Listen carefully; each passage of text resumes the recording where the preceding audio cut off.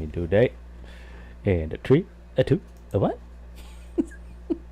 Okay, birthday boy. Hi, guys. How Hi. are ya? Hope everybody's having a good Saturday. We're bracing for a little bit of weather. Apparently, there is a tropical storm, subtropical storm, whatever they want to call it, headed our way. So we're going to get our feathers wet tonight. It's a little gray and gloomy today, but I think we're going to have a good day. It's a perfect day to stay in and paint. We're going to be painting Gather and Be Thankful. It's just a nice little sign with pumpkins and berries. Some lovely lady had emailed me and asked if I would do something with pumpkins and berries of some sort. So And squash. and squash. Squash. I don't know why that came to mind, squash. But Squash. yeah. And before we get started, I wanted to say thank you. Renee and I both wanted to say thank you. He had a ton of messages and whatnot for his birthday yesterday. He was a little bit spoiled this week. A little bit. A little bit. I got cookies. He got cookies. I'm Never mind, happy. he got new furniture too, but he remembers the cookies. I got cookies. He got cookies. He's a happy camper. He is a traditional, classic chocolate chip cookie fiend. Him and the Cookie Monster. They love their chocolate chip cookies. Yes. So he was spoiled a little bit. He got some nice little gifts, and we pampered him a little. And his favorite foods, which sushi last night. Sushi. Yeah, Yeah. it was yummy. I got two of my favorite things in my PJs. Yes, he got new I got PJ plaid and dog prints. plaid and puppy paw prints on his My PJs. PJs. He got new PJs for his birthday. I didn't give them to him. His sister did, though. Yeah, so he had a good birthday, I think. Yeah. Yeah. We do have some fun little giveaways for you today. I haven't got them packed up yet, but we do have fun giveaways. What are you looking at? How many iPads do you have? 2. Okay.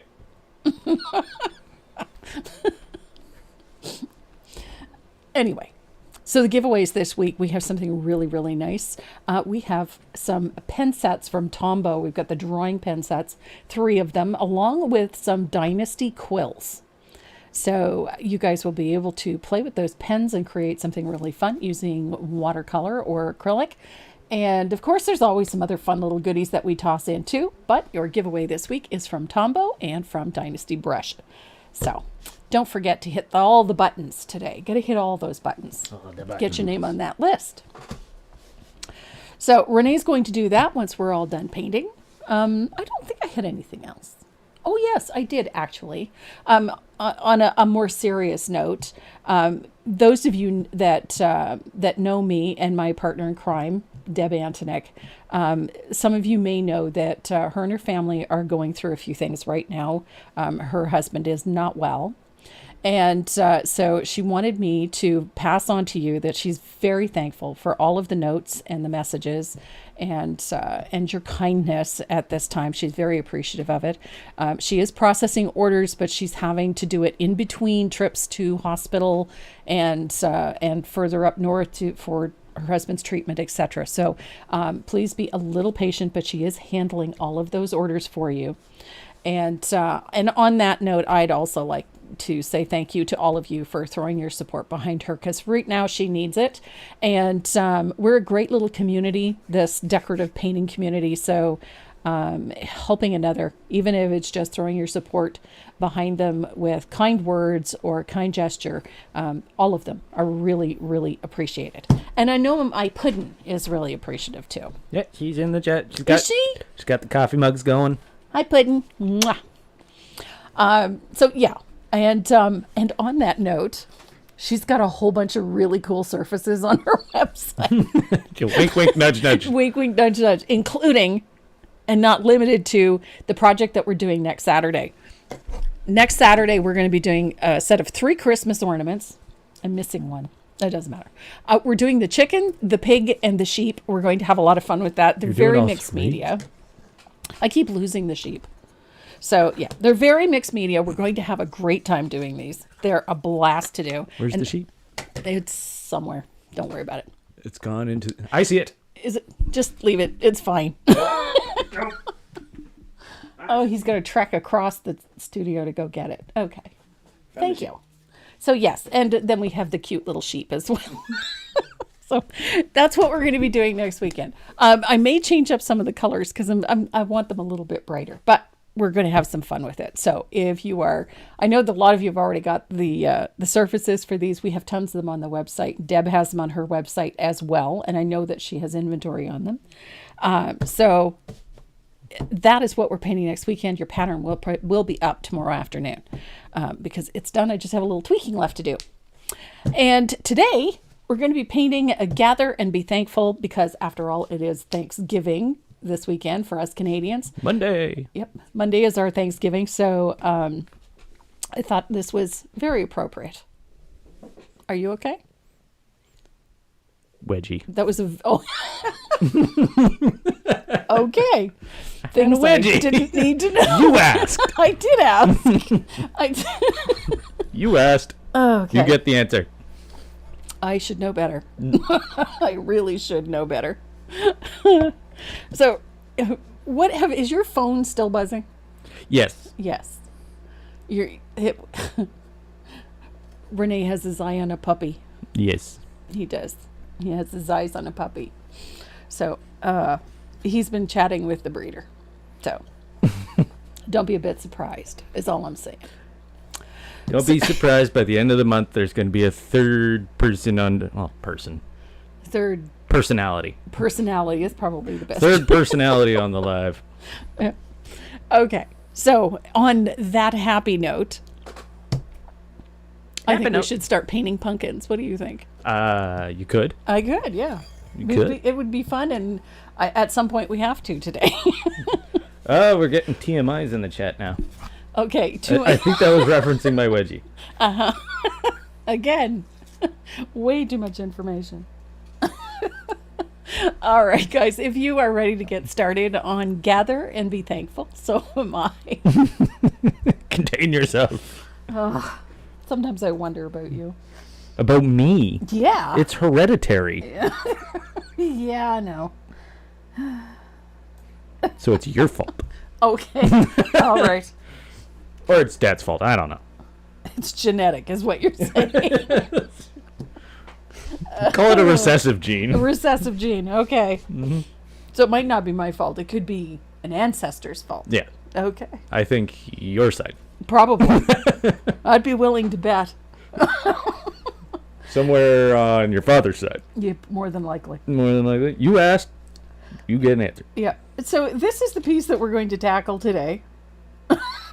I'm still thinking about the wedgie. This is the piece we're going to tackle today. It's a fun one. I like the colors in this. I wanted to use something a little more bright, a little more elegant. And so I chose a really flourish type stencil. The pattern is very florid. It's elegant. It has lots of swishiness to it, which I like. And we're going to start by layering colors into the background. And then we'll finish this piece by doing this little overlay, repeating that pattern over top of the pumpkin. I just love how that looks. When it's laying perfectly flat, it's almost hard to see. It's just a certain way that the light hits it, you get to see that pattern. And it works really nicely. So we're going to tackle this one, but we have to start with that background. So the background on this one is done with Black Forest Green, which is just a dark green. Oh, dare I ask? I haven't heard that term in a long time. Apparently, a wedgie is called Hungry Bum. Okay. Okay. Thank you, JL. As long as it's not eating a hole in the sheets, I'm happy.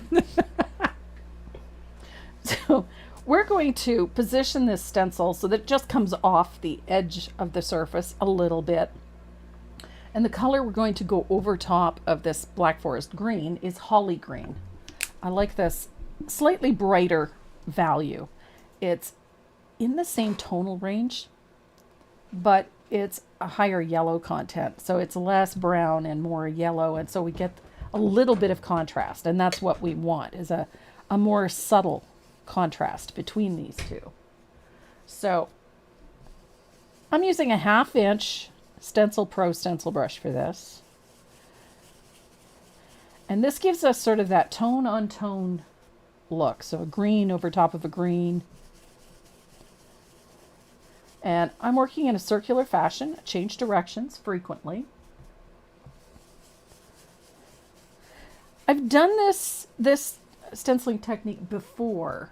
I just really like it for more elegant looking pieces. I just think that it's a nice way to finish a background that isn't too busy.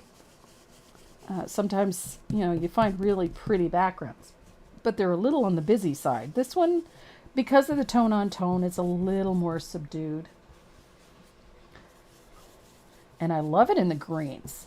Using these greens, it gives it a nice rich finish. So I'm almost there with this one. I love the look of this. So I just want to make sure that I've got the pattern everywhere. It doesn't have to be perfect. It doesn't even have to be fully opaque. You'll see why in a second. I'm going a little bit more in this upper corner here. There we go. So I've taped it into place because then I can flip my stencil over and have a look. And if I'm satisfied, then I can remove it and move on. And I like that. So you see how it's a nice subtle transition. It's not a really harsh contrast. And the great thing about this particular stencil is that it is designed to interlock like this. So I just line it up with the previous pattern, tape it down, and then continue.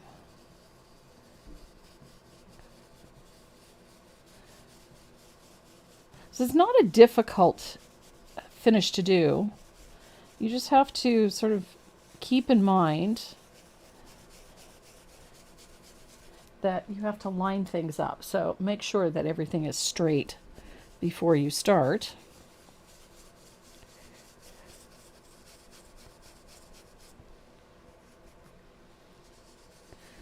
The other nice thing is having the tape where it is also tells you, which side you're working on, so you don't get lost and that you can easily line up the stencil. Here we go. This one's looking pretty good. Now, where the stencils overlap, you're going to see a bit of a square line, so it's always a good idea to check. That looks good.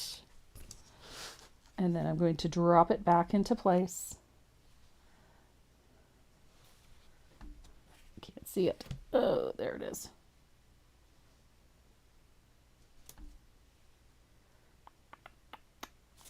Oh, I can't see. There we are. So, and drop that back into place. Pick up some green. Didn't quite have it dark enough in a couple of spots, and so I couldn't see where my stencil was supposed to overlap. There we go.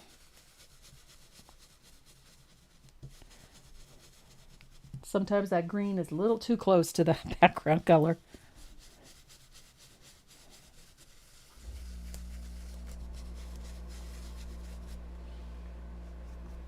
But this is so pretty. Oops, I think I had too much paint on my brush. There we go.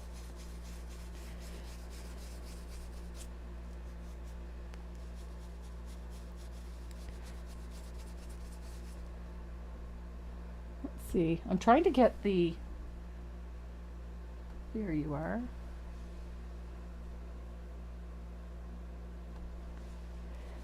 There. Thank you, Margie, for picking up that question. I appreciate it.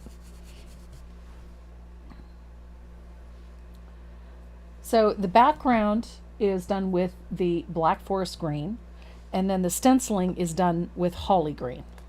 So I'm going to move my stencil. So we just have this little open area up at the top here. And I'm going to line it up like so.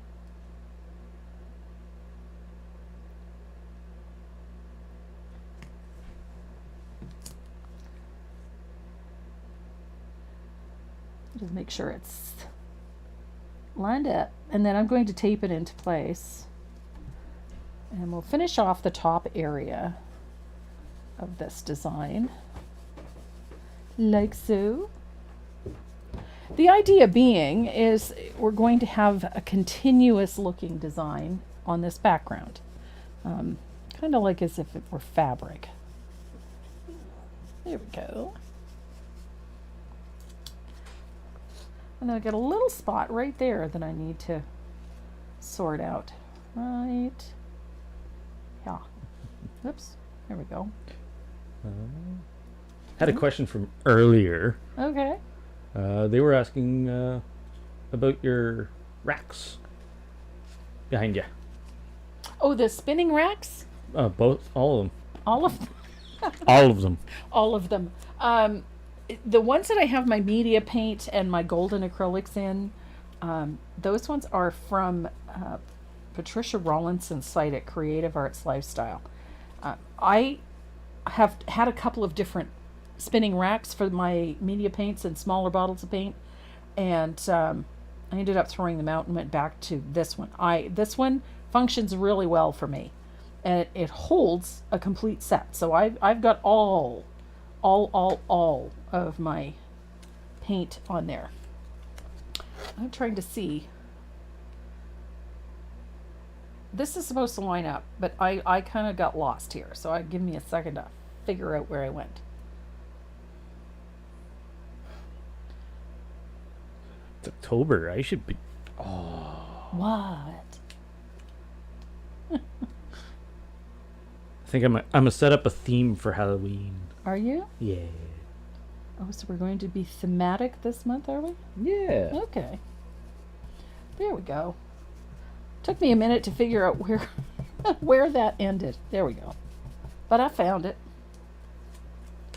There we go. So I have continuous pattern all over the surface. I love how this looks. This one works for me. So I have a second color, and the one I'm using is this. It's Bahama Blue. I know, doesn't really look like an autumnal color, but it works. I promise. So I'm going to line up my stencil over the original design, and I'm going to tape it into place. And we're going to use the dirty stencil brush for this. We're going to pick up a very small amount of Bahama Blue, and we're just going to tickle. I like that term, tickle. A little bit of Bahama Blue on the tips of these leaves. Not all of them, doesn't have to be perfect. It's just going to lighten things a little bit. So on those curves, on those points, just a light little dusting of that Bahama Blue. Don't overthink it. It doesn't have to be everywhere either. It can just be in a few places. How much you do is entirely up to you. So I know, it doesn't look like much. It's just the brush is almost dry. So when I lift that stencil off, this is the result. So it just brightens a few of the points on these leaves. Just gives the leaves a little bit more contrast, but not a harsh contrast. So it acts like a little highlight. Pretty cool. So then we're just going to continue that across our surface. Just make sure your stencil is lined up. A little bit Bahama Blue. Again, that brush is almost dry. Just a little bit of color. Just a little bit.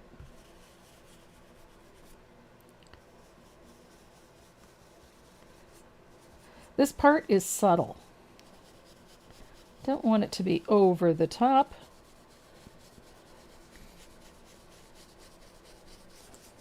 And I'm focusing just on the tips, rounded edges and points of leaves. I don't really want, nor am I looking for, perfectly bright spots. I think that would be boring. So there's that little bit. And then have a quick look. See if you've missed anything or if it needs a little more. But I think that looks good. And then again, we're going to move the stencil along. Line it up. Oops. Not quite.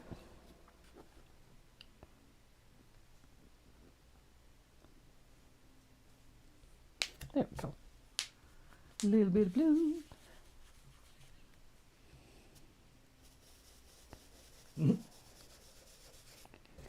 Oh man, Jessica's cutting up tomatoes.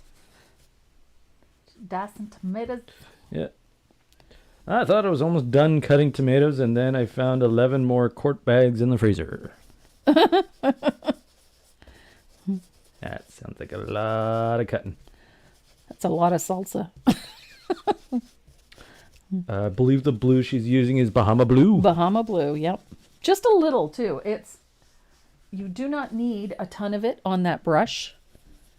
It's just enough to just add a little, let's call it frosting to the tips of these leaves. Is that brocade? This is called Flourish. It's M23. Flourish. Yep. It's the Flourish background. M2-3. Yep. It's the third design.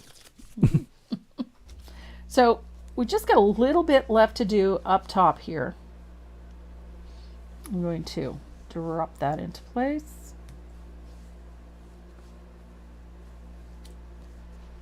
You have the Facebook in front of you, right? I do. Okay. Yeah. For some reason, our software doesn't... It's not picking up the chat. It's not picking up Facebook chat anymore. There we go. Little bit just in that, just to finish off that top section so that we get, and there we go. So now we have a very soft looking highlight to some of that flourish, those leaves in there. And it gives you that nice delicate look. So we're not done with this. Yep. Dad took off on the bike. So our next color is a little bit of 24 karat gold. I like a little bit of bling on this. I love gold with greens. So I'm going to come back, line up my stencil, just like so, tape it into place. Dirty brush. I'm going to pick up a little bit of that 24 karat gold. Does not need to be a lot. Just like we did with the Bahama Blue, we're going to do that with the gold. So that brush is going to be almost dry. And then we're going to go down the center vein in this pattern. You can see how there's the center vein. And I'm just going to put, let's call it a blush of gold on those center veins. Down those leaves. Just like that. It's just a blush. Not a lot of color. Not perfect. Not fully opaque. It's just going to give us a little bit of sparkle. And it goes down the center portion of those leaves. Just like that. So we get a really subtle shimmer on all of those leaves. And then I'm going to come back all the way up to the top here and I'll take care of this upper corner.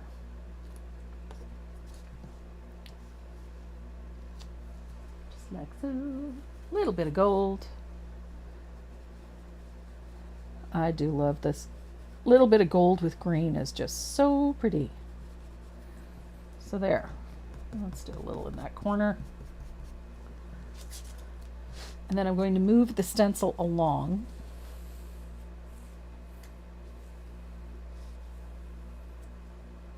Line it up. Now this one is a little on the time-consuming side, but it's worth it. So there's that gold little blush down that center vein. The brush is almost dry.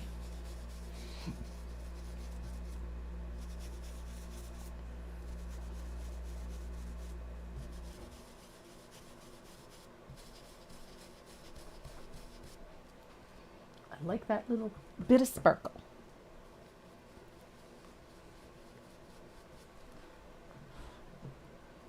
And I'll move my stencil.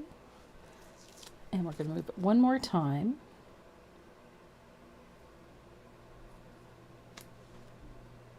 Just to make sure we've got everything where it needs to be.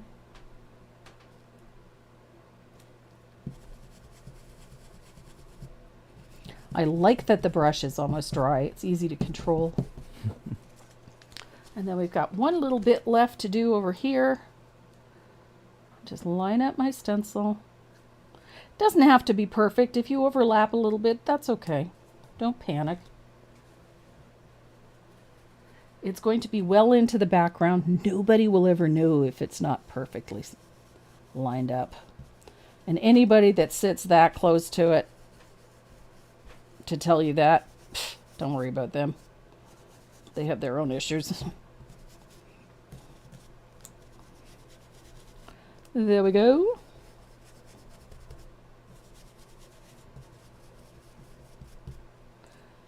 And let me see. Do I need a little more? I could never have too much.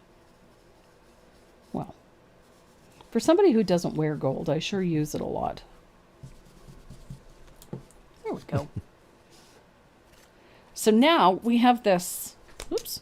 I put my stencil over there. Don't want to lose that because I'm going to need it again. So there is our background. So it looks pretty busy, but we're going to mute it a little bit. And we're going to do that with a little bit of black green. I don't often use black green, but it works really well for this one.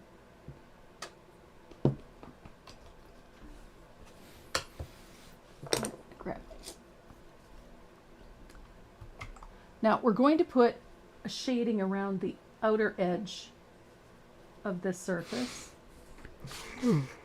Just a nice little dark shadow at the edge. Neatness doesn't count for this. And just into those corners. I'm not looking for the perfect float. We're just looking for a slightly darker edge. So make sure you blend it out a little bit.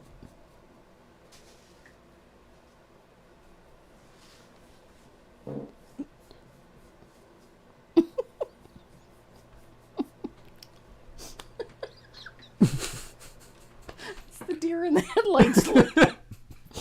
Oh my stars. Hopefully they didn't hear that. I hope not. But if they did, excuse you. Excuse me. I really hope they didn't hear that. That's just embarrassing.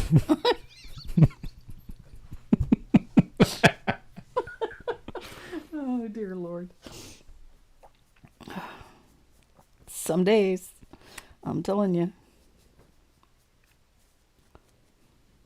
I'm waiting for somebody to mention it. If not, we're in the clear. Okay. And discussing it isn't going to help, so. Yeah. Let us move along. So I'm just using a little bit of that black green just to put a nice little float around the outside edge. I like a darker edge on things. It can't be too garish. It should be nice and soft. Because it pulls the eye in towards the center. When you have a dark edge like that, it brings all of the lighter portion of this towards the center of the plaque. So it puts the attention where it's supposed to be. Oh, good. And the black green works very nicely for that. They heard nothing. Oh, good.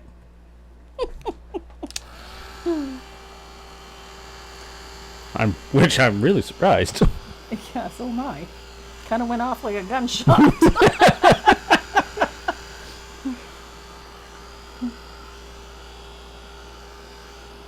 So this is the background on which we are building this design. So it works up very easily. It does not have to be perfect. If you get areas where your stencil didn't line up absolutely perfectly, don't worry about it. It really doesn't matter in the long run. All of the colors that we've put over top are meant to be subtle, because when you see this piece in person, I mean, it's under the lights right now, so you're going to see a lot of pattern, but it's actually quite subtle. So, ta-da! Oh, Claudette Hunter's celebrated a 52nd anniversary Congratulations! on October 2nd. Congratulations! That's quite an achievement. What is the gold color? That's 24 karat gold? It is. Yeah. Yep, it's this one right here. Deckwart's Extreme Sheen. This is my favorite gold. I love this one. It's very bright. It has nice sparkle. And it actually covers quite well. So, it's my fave. So, we're going to be painting pumpkins and berries.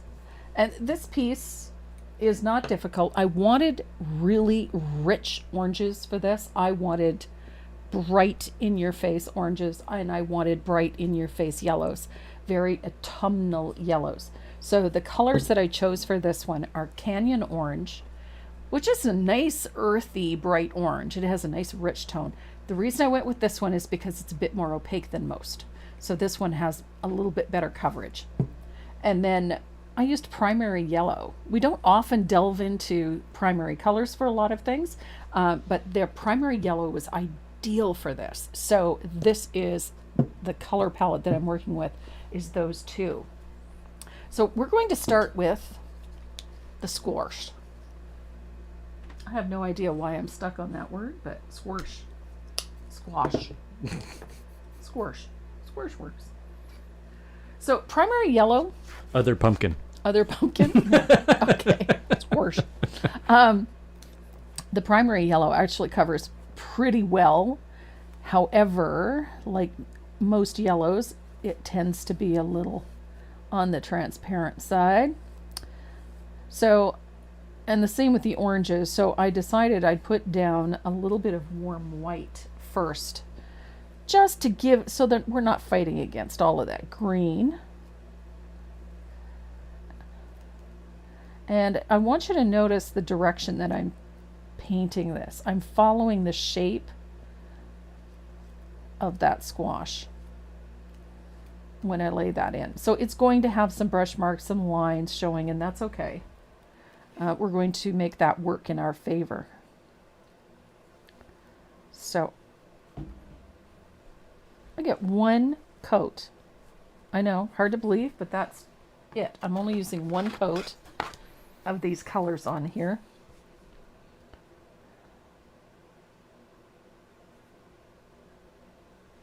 You want some of that white to punch through, or? Well, the white actually is just to interfere with all of that green. Oh. So no, I'm not letting the white punch through. I'm just, most of the time, I think multiple coats of paint on a surface is wasted, because we're putting so many layers of shading and whatnot on that it really doesn't matter. So in this particular case, I'm using that little bit of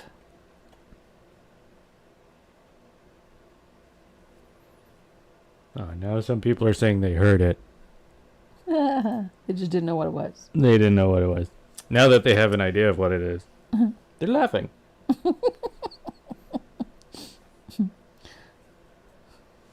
So, Primary Yellow over top of that warm white, it actually covers fairly well. But we have a bunch of other colors going in on top of this, so I'm not really worried about whether or not this yellow is perfectly solid. So I'm going to base the pumpkin with that Canyon Orange. Ooh. Karen Marburg's asking, can you use glazing medium with the warm white for sealing and base coating? Yes, absolutely. Absolutely.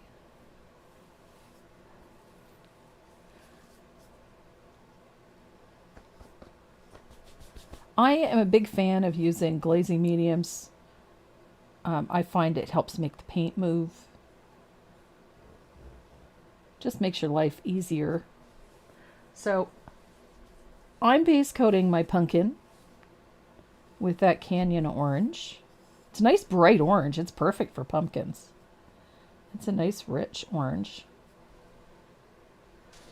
And as you can see, I'm just following the shape of the pumpkin. And I'm doing it in long pulls. Just nice long strokes. So it's following that shape. Like so.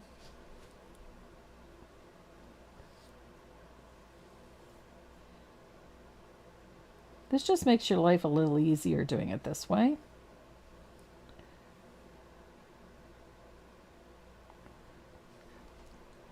Go ahead. Linda is wondering what you could use if you don't have red spice for shading. Cinnamon stick will work just fine. Now the next question. What if you don't have cinnamon stick? Georgia clay. Oh, you have an answer for everything. I'm your mother. Of course I do. Yeah, that's true. No, I'm working with orangey red browns. So I like the red spice. It's a little transparent. It worked really, really well for this. You could use cinnamon stick. That will also work very well for this. Just a little more brown, less red. Persimmon? Persimmon? Persimmon, not persimmon. This is another color that'll work really well. It's burnt orange. Oh, yeah. And you can also use Georgia clay. So they could see. So when I put all of these colors together, they're very similar. This one's a bit more red. This is a little less so. This is a little more brown. And this is sort of a happy medium between all three of these. So any one of those is going to work. They're all not very transparent, but somewhat transparent. So we're using them heavily thinned anyway. So the difference is going to be negligible. So if you don't have the exact color, just go to your paint rack and line up colors that are similar. That's the easiest way.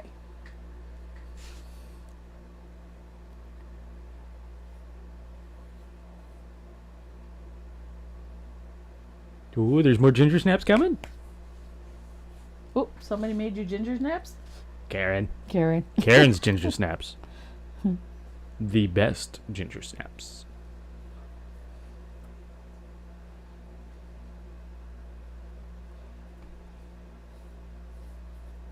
So there we go.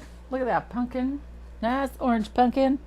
And again, I'm not worrying about whether or not it is fully opaque, because at this particular point it doesn't matter.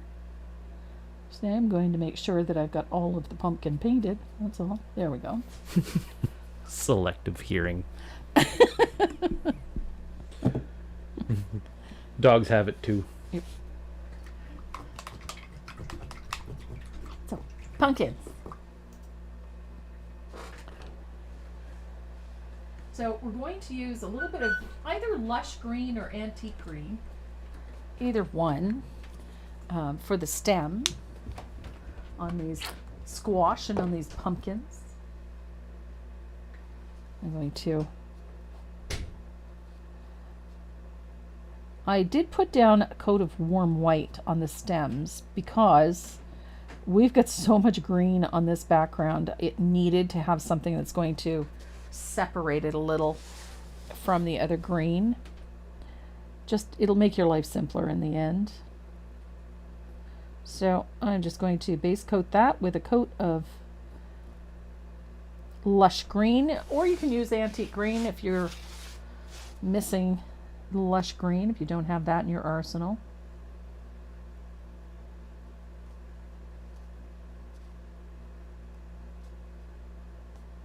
There we go.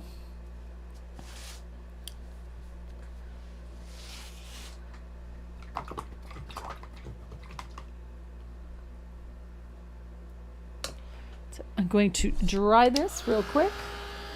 There we go. I had a glob of paint there I wasn't happy with.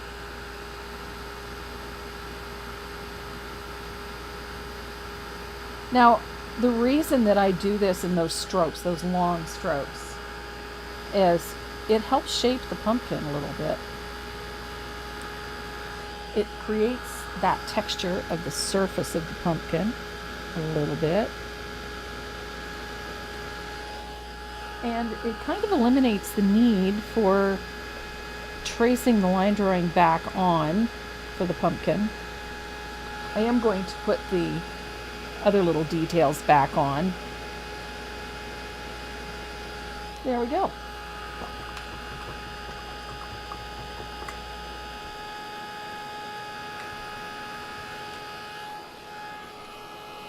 We got us a nice little pumpkin.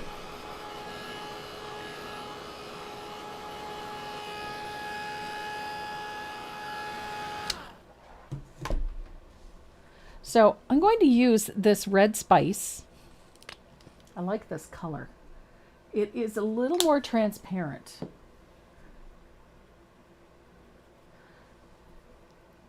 And this is going to be my shading color for my pumpkin. So I'm going to shade along the bottom, like so. You could float this in. I'm just using a little filbert to put those darker colors in. Doesn't have to be perfect.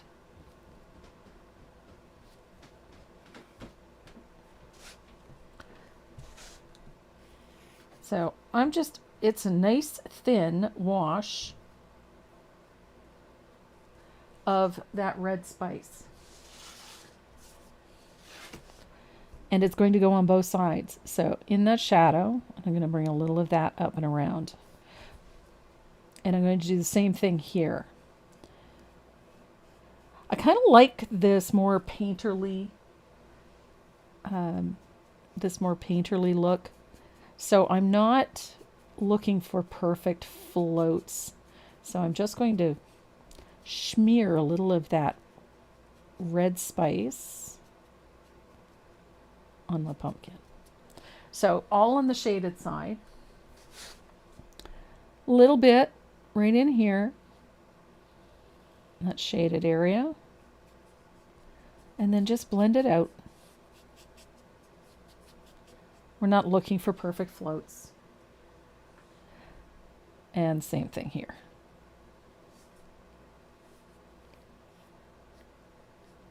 Easy peasy.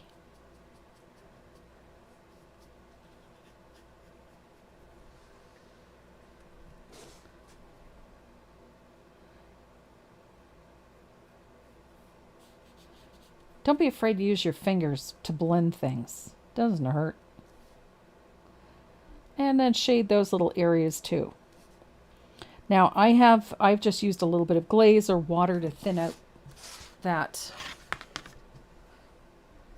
red spice. Love this color. It works so nicely for this. So now we've shaped our pumpkin. We've established where the shadings are. So I'm going to come back in with a little bit of that first orange, the one that we base coated with. And I'm just going to pity pat a little blend in, just to bring some of that color back up, that brighter orange. Look at that. And let it overlap a little bit with that red spice. Doesn't have to be perfect, but it's going to give us a nice bright orange for that highlight area. Just like so. So then there's the scary part. We're going to use that primary yellow on the dirty brush to add a highlight to our pumpkin.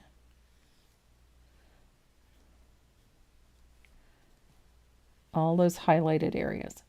And then while it's still wet, you're going to blend it. Now remember, I'm using a dirty brush. So that orange, that yellow, and that wet orange that I just laid down are going to blend together. And this is going to be your highlight for your pumpkin. And if you need to pick up a little more orange on your brush, go ahead and do it. It's not going to hurt. This is sort of a wet into wet look.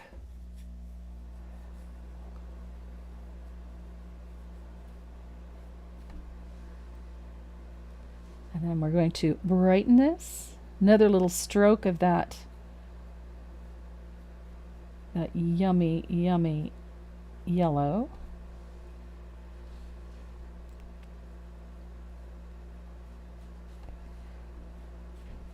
So it's a very painterly look, less floated and shaded and highlighted and more painterly, more like an oil paint.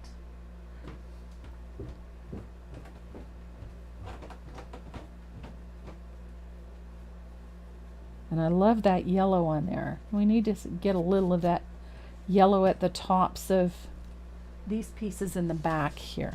Just a little, because the light's striking those too.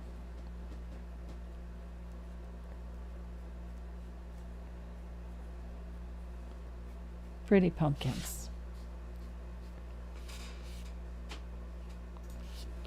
There we go.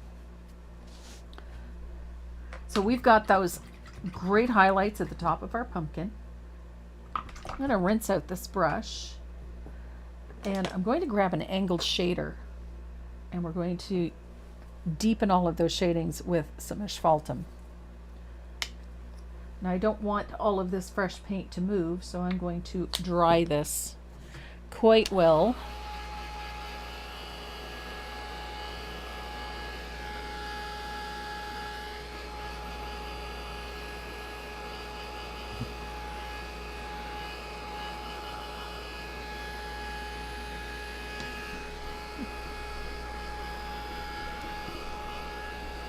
I want to make sure my pumpkin is nice and dry before I do this part. So you can use either water or glaze, and you're going to float, but you're going to thin out that asphaltum. You don't want it full strength. And we're going to start just putting in a wash of that asphaltum in those darker areas, like so, to define those creases and give it lots of shape.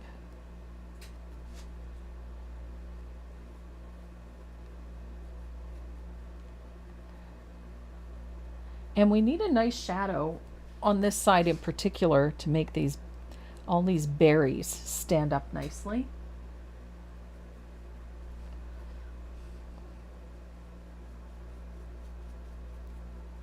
And we want to give this pumpkin a little more depth too, so we need to round him out and give him a little shadow at the bottom. There we go.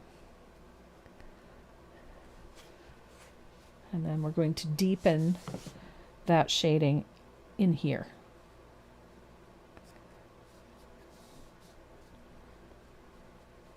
That little shadow that you put in there just helps define the creases and the shapes really nicely. And then we're going to dry this and then repeat that shading. So it needs to be fairly dark down here in this corner.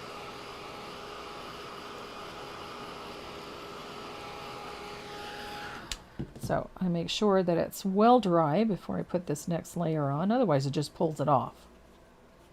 So there we go.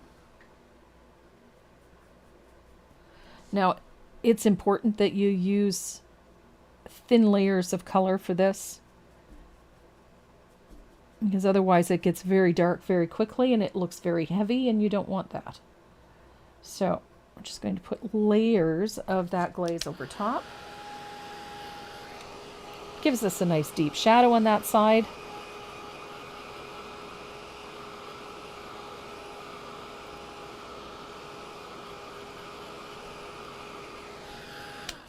And I'll do it one more time just to make sure I've got that nice dark shadow. There we go.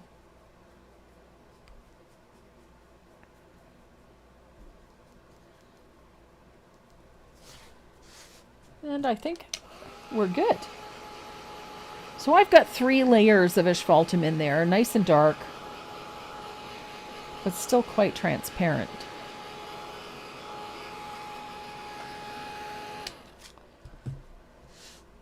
I'm going to rinse my brush. And we're going to come up here to this stem. Now, I'm using a little bit of black green for this. I'm going to Nice shadow on the back side of this stem right here.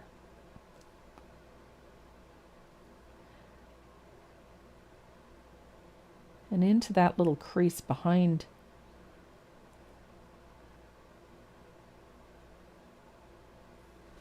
There we go.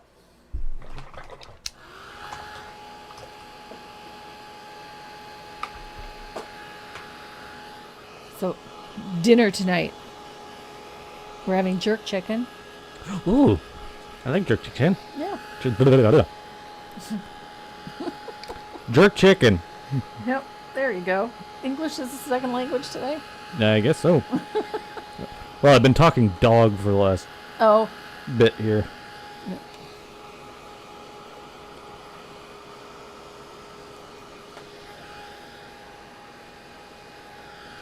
So we have a new kitty. Miss Airy got her spay done the other day.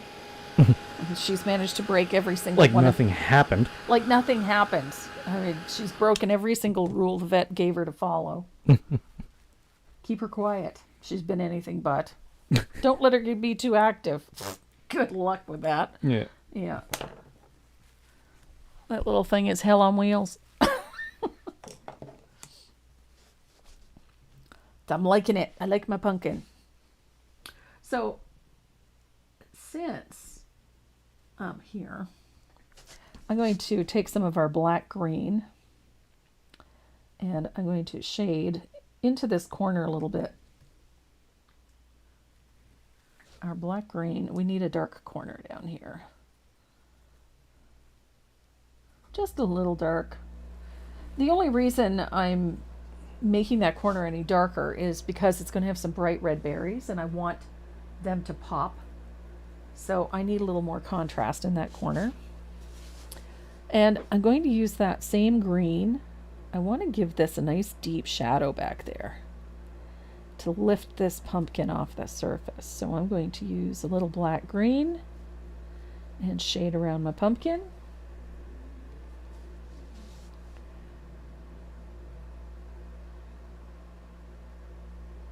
I could have done this beforehand, but I just didn't think of it. And really, it can be done at any point, so.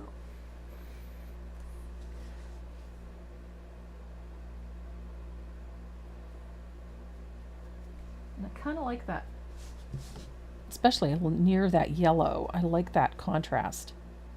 Get that little darker green back there. You still looking at puppies? Looking at a message. Oh.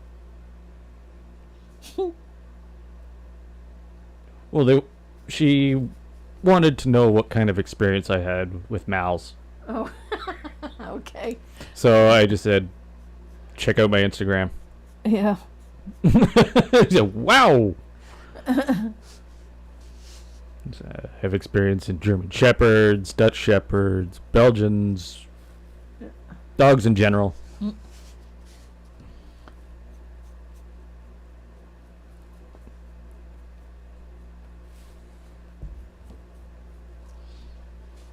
Should have just sent her a photograph of your sweatshirt.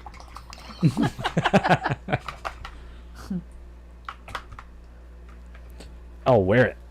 There you go. Go pick up the puppy and be like, hi. Uh-huh.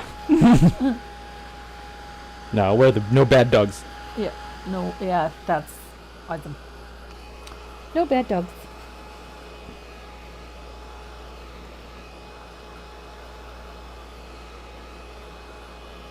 Yay. Holy. So, now it's time to work on the squish. I like the squish. I'm stuck on that word, squish. It's good they asked, though. It is good they asked. Yeah. Reputable. Reputable. Thank you. That one. That word. That word. A good breeder will ask these questions to make sure that their pups are going to good homes. And Yeah. main thing, because she's on a farm, Yeah. is pup going to have access to room to run around. And, Yes. Well, Well, first and off, it's a mal. Yeah. They don't call them fur missiles for nothing. Yeah, so these things need some space. Yeah. Not for long, No, but they need some. but they need to burn off some energy. And there's definitely more than enough space here. Yeah. Well, considering that you can go to the end of the laneway here, like within 50 meters, and there's nothing but woods and trails, so there's lots of room. So the color that I chose for this squash is my tummy is talking. Squish. Squash is a little bit of sunset gold. I love this yellow. It's rich, not quite an ochre, but it's a nice rich yellow. And it's ideal for shading yellows. It's a little bit of opacity.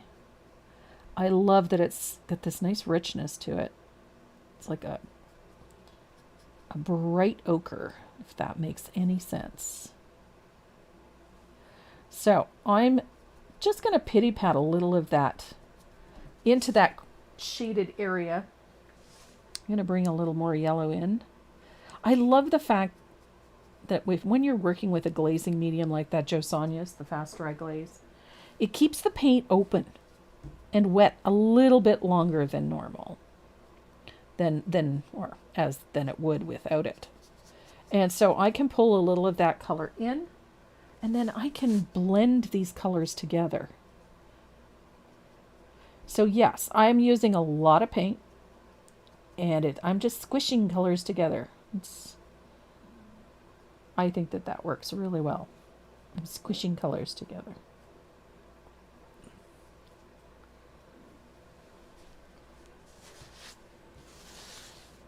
And then I'm going to bring a little of that sunset gold right here. Because we need to separate these sections a little bit. Huh. Et voila. Apparently that's how they pronounce squash in Cincinnati. Okay, squash. Squish. Yeah. There's no R. There's no R, but It's wrong. so I've got that little layer in, and I'm going to bring a little bit of that orange, that canyon orange. It's just a little reflected color. I'm going to use it very sparingly. I'm going to thin it out with some water.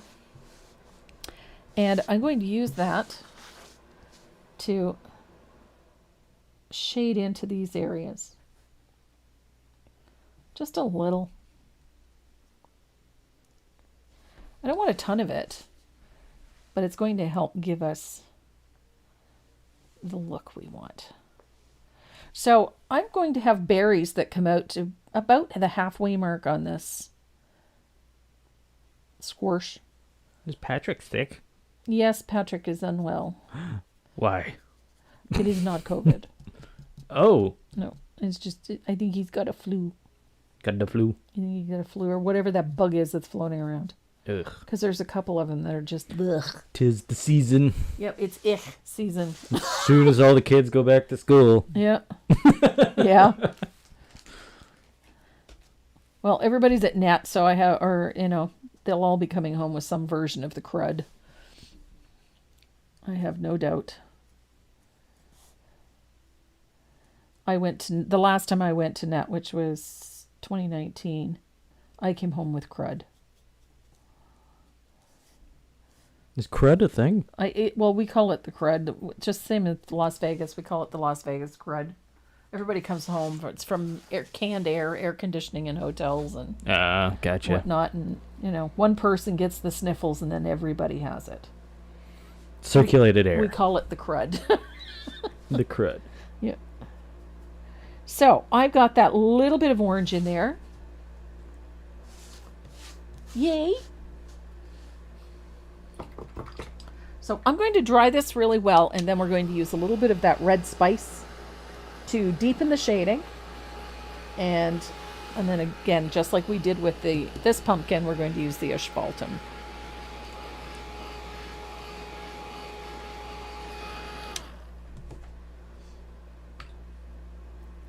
I kind of like this pity pat, this painterly type technique. It's forgiving. So a little bit of that red spice. Again, I'm thinning it out a little. And we're going to use a little bit of that in here.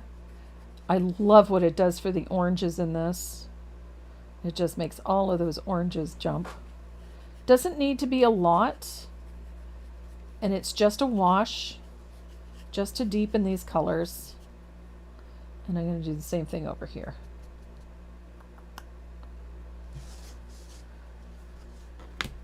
So I will dry that.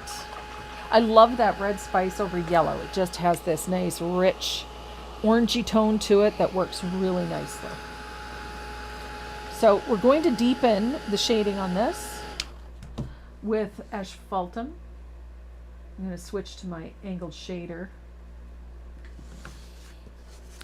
because I want this color to be a little more controlled. And I'm going to sort of slip slap that in. I like the angle because I can get in nice and tight.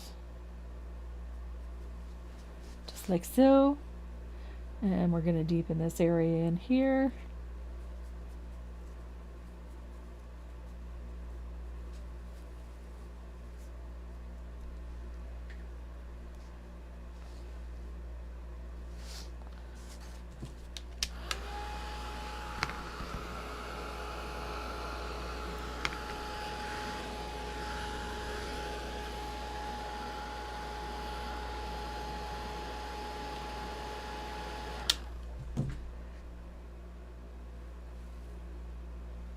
Nice shadow. I wanted to deepen some shadows here.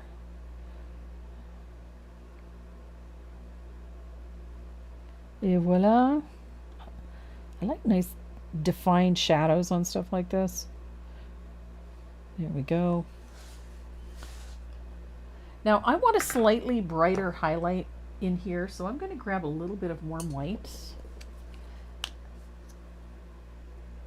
You can also use Sunny Day. I'm just going to grab a little warm white.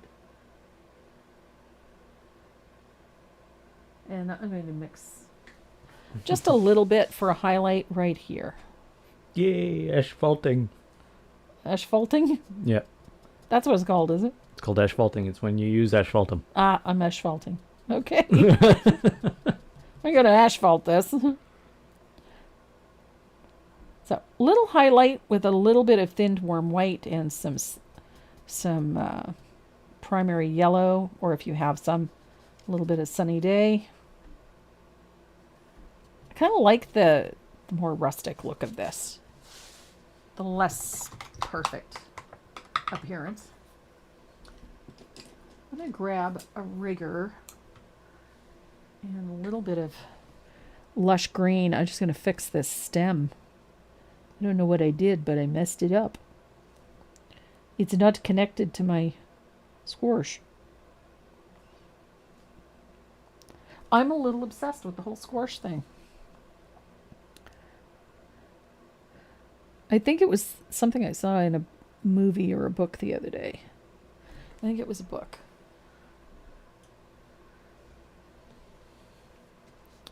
So I'm going to grab a little bit of Sprout. I've been using this color a lot lately. I like Sprout. This is going to be our highlight color for those greens. I'm going to put some of these colors aside because I got way too many. So my squash is painted, shaded. We're going to tweak that a little bit. But I'm going to make sure that this is well dry. And I'm going to put my line drawing back on, and then we're going to add berries. I've got a few berries, leaves, and vines. We want to get those in there.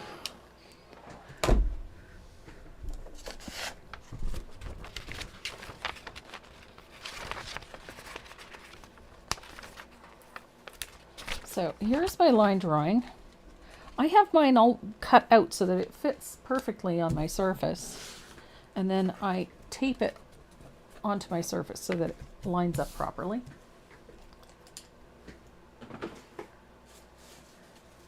And I'm going to put my graphite paper underneath there.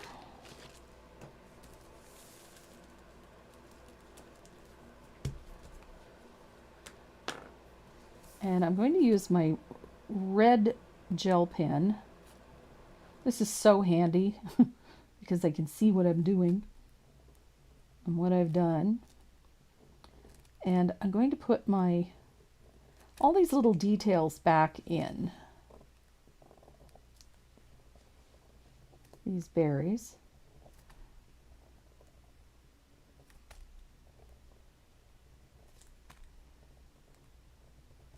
And I used a really bright red. I loved the pop that bright red gives. So I used Red Alert. It just comes screaming off of that surface. I just love that it's so vibrant. So I just double check, make sure. Okay. There we go. Just make sure I've got all my leaves and stems in place. I know that one's okay. I'm going to come over here and do this one.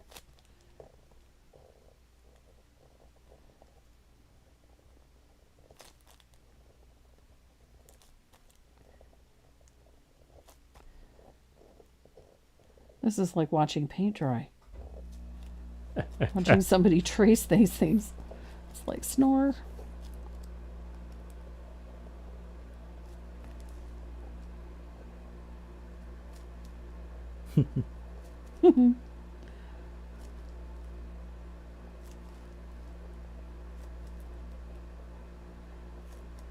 So it's almost that time.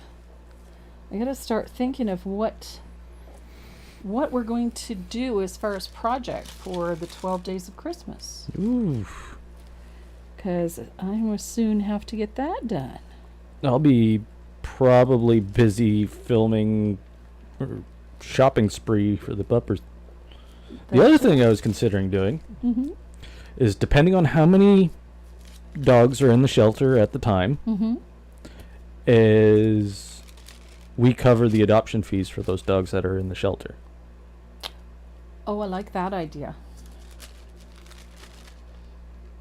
So we use some of the funds that I like that. our fans and our community has raised, and we cover the adoption fees for, a couple cats, couple dogs.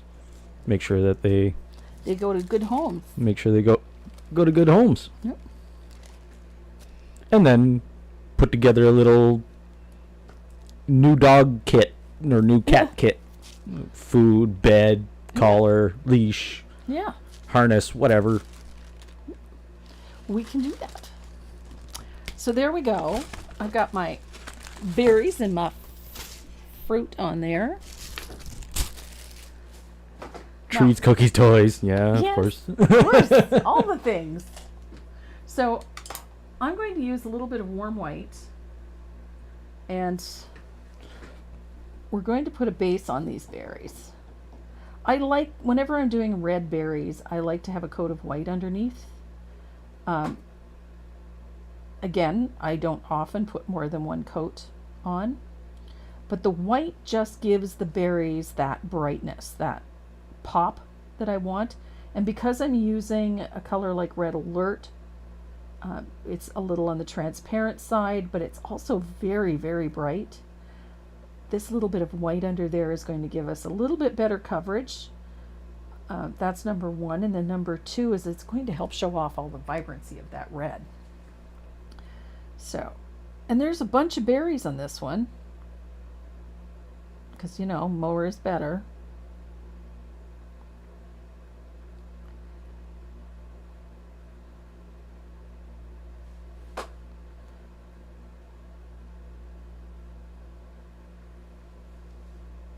Look at all the berries.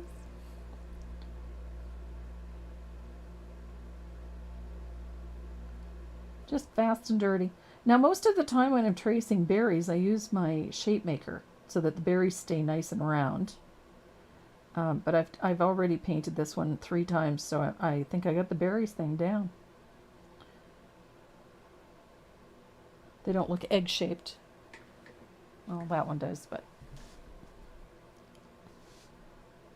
So I'm going to base coat these leaves with a little bit of warm white as well, just so that we get that nice opacity and that we get that nice bright tone for our leaves.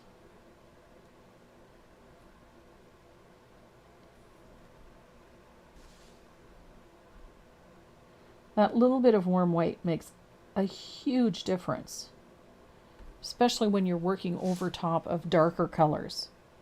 It will give you a nice contrast. It also lets your colors stay nice and bright. Da, da, da.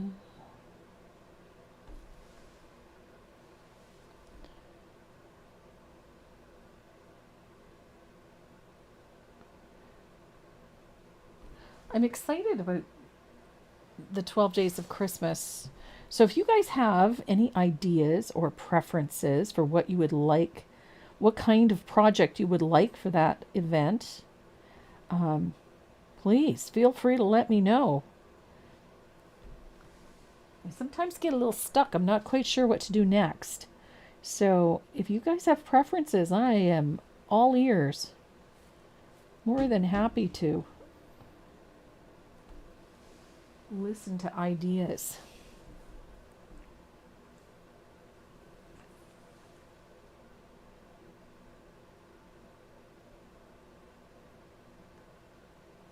And I keep losing. A cookie sign is always fun. I agree with you, Denise. Cookie signs are always fun. I believe somebody asked Halloween projects. Yes, we have a sugar skull project coming up. We got spooky season coming. Yeah. And I have a sugar skull project coming up. Lots of flowers, lots of bright colors, lots of skulls.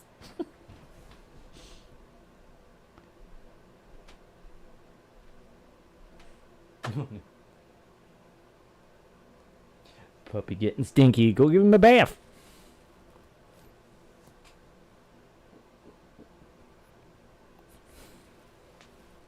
That was one thing Dot didn't often get.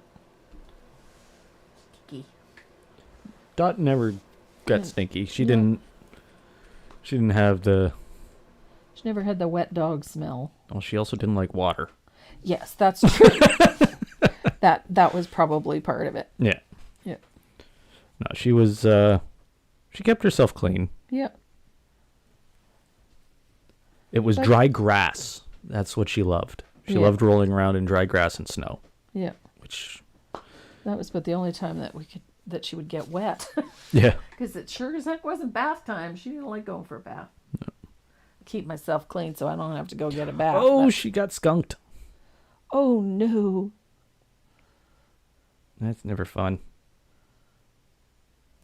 Yeah, we've had a few skunks in the area of late, but that hasn't been our concern. We've had an awful lot of owls around lately. Again. Neighbors have been keeping an eye on their cats. It's the season. Yeah. And we've had bears wandering through the village too, so. Which is not too bad with the kids all back in school, but, you always run the risk of running into one when you least expect it.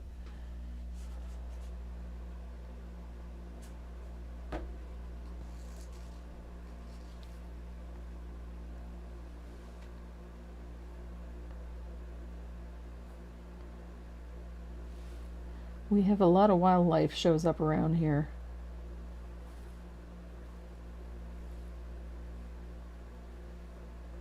There we go.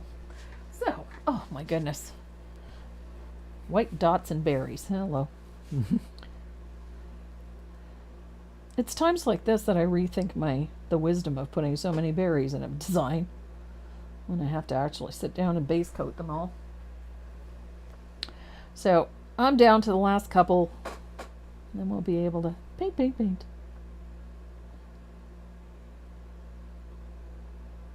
There we go. So I'm going to dry this real quick, and then we're going to use Red Alert. I love this red. It's a nice bright red. It's a little on the transparent side, like most reds, but this one actually is going to cover quite nicely. We've got that white down, so we won't lose the vibrancy. We're going to have those nice in-your-face pop of red against all of this orange and green.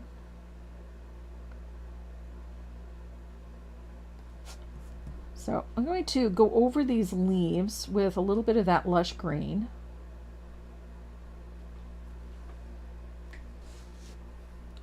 Just fill them in.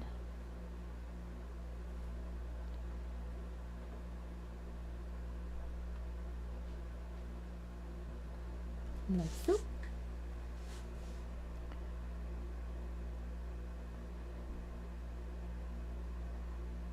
I've always been a fan of these smaller leaves clustered together. They just take up a little bit of negative space without being too over the top. How about some pumpkin pie? We're not big pumpkin pie people. Not the it's pie. It's pie, but I'll eat it. I won't. I don't like pumpkin pie. It just can't be too sweet. I just don't like the texture of it. No? No. Because, I mean, honestly, the flavor, there's nothing wrong with the flavor. I mean, it's allspice and pumpkin. It's, yeah, like how bad could it be? But, no, there's something about the texture of pumpkin that just, nope. And yet, I love squash. I know. Yeah, you could. I love my veggies, but I can't do pumpkin. I don't know why.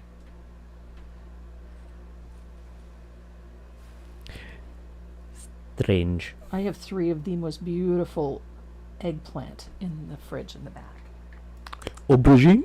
Aubergine, yes. I have 3 of them. They're huge, first of all. I've never seen them so big here. Oh, it was a good year for them. It was a very good year for them. And they're firm. Like, they don't feel... You got lots of water, lots of sun. Yeah. So they're nice, firm. So I'm thinking I might make moussaka this week. Sweet potato pie is better. I'd agree. I like sweet potato pie. Yep. I like fried sweet potatoes.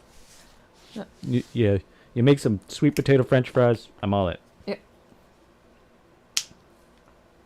Okay, so I'm going to... Dot loved sweet potatoes. Dot loved... Yes. Yes, she did. Just like she liked pizza bones. Yeah. Oh, yeah. Pizza bones. So I'm putting a single coat of Red Alert on these berries.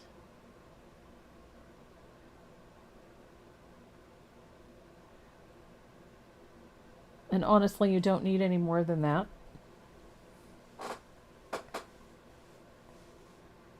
And just make sure that all of the white is covered. Now I'm going to have a little bit showing at the edges. That's the graphite that's showing.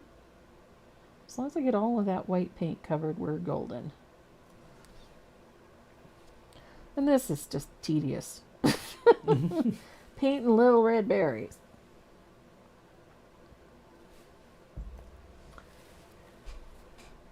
This is just such a pretty red for this, and it's perfect autumnal color.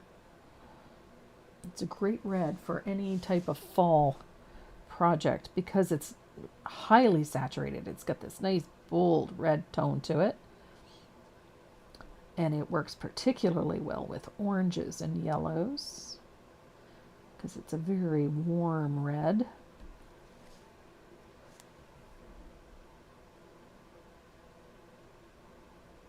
Easy peasy.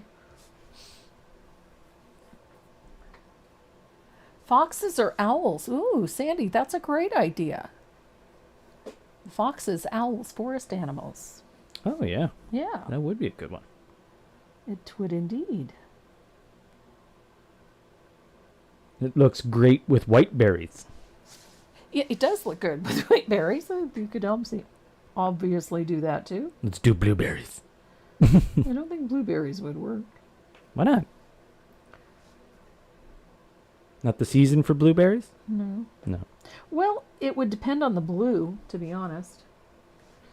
It has to work with the oranges, so a turquoise blue would work. Joan is wondering, what brush are you using? I'm using, this one is a number 2 rigger. I like them for doing little things like this because it's flat and it holds a chisel edge. And I find most flat brushes are just too wide and they don't fit nicely into those little spaces. Why not a round? A round has a point. Doesn't give me as clean an edge. Small filbert would work nicely. Well, we did do farm animals. Now I guess we have to do wild animals. Well, as it happens, Uh-oh. I have a new tag. It's a little bit larger than the previous tags that we've done because the heads that I have made are a little larger than the ones that I'd previously done. And I have a raccoon, I have a fox, and I have what's the other one? Raccoon, a fox, and there's something else. I can't remember. We need a moose. No, we don't need a moose. A deer. That's the other one I have. Oh, a deer. Yeah. Why not a moose? Anyway, so I don't know. Might be maybe something festive for the holiday using that. A caribou. Caribou. Reindeer. Elk. All the equine. Yeah. We could add Bob the Marmot. Bob the Marmot. We have a marmot living under our deck. Bob the Marmot. A squirrel. A bunny. And there's critters galore. We got gray hair out here. Yeah. Have you seen the legs on those things here? Yeah. Holy. Have you seen them when they stand up? No? Holy hell, they're tall. Oh, yeah? Yeah. It's like, holy crap. I've only seen them when they scurry off, but Oh no, man. when they stand up, because you'll see them at the side of the road, they'll stand up. Oh, yeah? Yep. On their hind legs, and it's like, holy cow, they're tall. By the time I see them, they're gone. Yeah. Oh, they're booking it. Yeah. Dot wanted to chase one time. That was funny. I wonder what Dot would make of Bob. He'd be curious. Yeah. She's very curious about the baby porcupine that was in the backyard. Yes. Yeah, I remember that. And that was dangerous. So Yeah. But yeah. yeah, porcupine. And we have marmot. If you don't know what marmot is, it's similar to a groundhog. groundhog. It's similar to it. Marmot's a slightly different critter, but we have one living in our backyard. He doesn't cause any harm, doesn't cause any problems. So What size is that? this Yes. this is a 6.5 by 12. Cool. We have these on the website. What is if it you're called? Looking for them. It's the arched panel. Arched panel. It has that nice little curve. Still have a bunch of them on there. I like this surface. I've used it a lot, actually. And if you can also get these from Cupboard Distributing. Have you ever stenciled the white berries with your shape maker? Yes, I have. If I'm feeling particularly lazy and I have my shape maker handy, yes. I will admit to that. See, Debbie's with me. I vote moose. You vote moose? Moose. Oh, calm down. She's destroying the place. Well, I'm klutzy. That's why. So, we're going to shade these berries with a little bit of cranberry wine. It's like a red purple. It's a very deep red. Oh yeah. Love this color, and it's also very transparent. So I'm going to use a 3/8 angle. And we're going to add a little shading. And this is another reason why I very rarely put more than one coat on, because I put a lot of colors over top. So I'm going to use a little bit of that cranberry wine. Such a great color.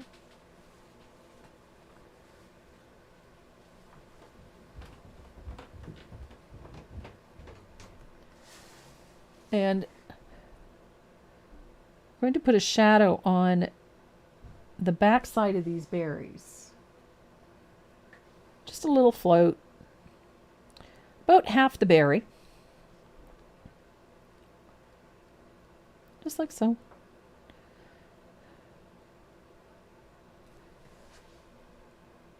And again, this float does not have to be perfect. It's just going to darken the back side of that berry a little bit. Love this color, especially over top of these brighter reds. It's going to subdue that red a little bit, but that's okay, because we're going to bring all that heat back in just a second.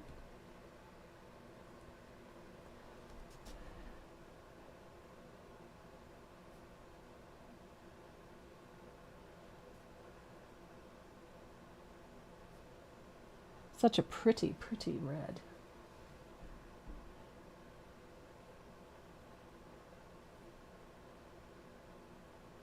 Cranberry wine is one of those colors. It will shade almost any red really, really well. Because it's transparent. It's got a little bit of transparency to it. And it's a nice rich red. So, nice little shadow. Like I said, it's going to go from about the halfway mark. So, it's going to cover about half of that berry.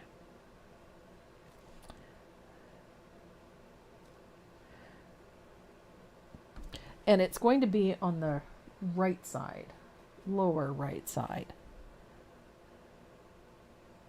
I shy away from doing anything like perfectly on the right.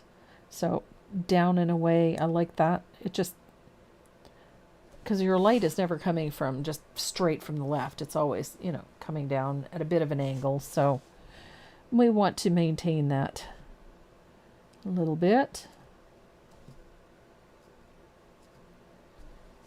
So there, I've got my shading in. Again, I am not overly concerned with how accurate it is. We're going to add a highlight. And we're going to do that with a little bit of orange flame. So I'm using a really bright orange for my highlight. And if you find that it's not bright enough to suit you, you can use a little bit of your primary yellow. And that works really well. So try this out. I come in from the edge just a little bit. I want to leave a little tiny space of the original base color showing through. And this just helps you create the illusion of a sphere as opposed to just a circle with a highlight on it. Having that little space just brightens those berries considerably. If you find that that highlight isn't bright enough to suit you, don't be afraid to grab a little bit of that primary yellow. Let me show you what that's going to look like. So I've got a little bit of primary yellow on there. If you feel that your berries aren't quite bright enough, don't be afraid to put a little pop of that primary yellow in there if you want a brighter highlight. So it'll give you lots of oomph. It'll give you that boldness, that bright light in the berry. It also helps make the berry look a little more translucent.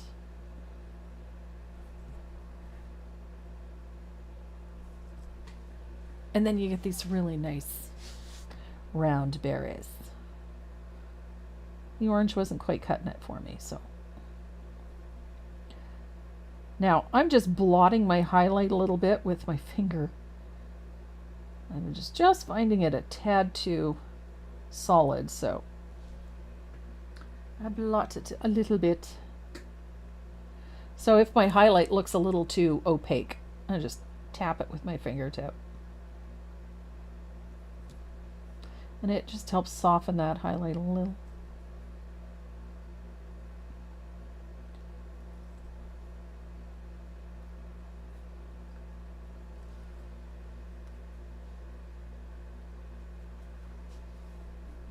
Now for this piece, I was intentionally going for a more painterly look. Less toll painted, more oil painted, if you know what I mean. I didn't want it to have quite so much structure. And so I went with that more loose technique of applying the colors, of putting in the highlights. And by doing that, it helped me create that texture on the surface of the pumpkins and on the squash. And the same with the berries, using that little extra bit of yellow to highlight these berries just gave them that bit more of a translucent appearance.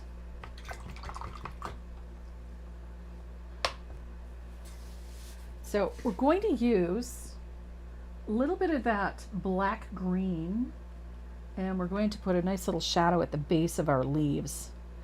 Ordinarily I use plantation pine, but we've got that black green on the palette, so we'll use it. So it's just a little shading at the base of the leaf where it joins the stem. Again, a little U-shaped float that covers the bottom of the leaves. Just like that.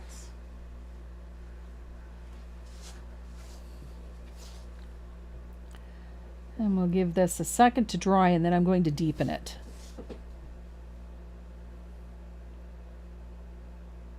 Just give us a nice deep float at the base of the leaf.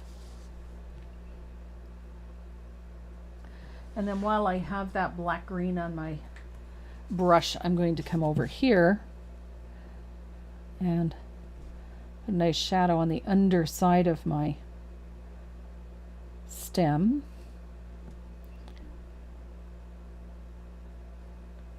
Like so. And I'm going to deepen this one as well, because I can, and it needs it. It's not a pretty shadow. There we go. So I'm going to dry this.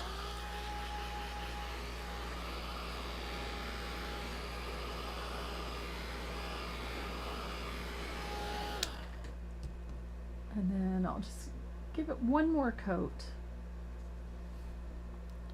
just to deepen those leaves. They're talking about squirrels.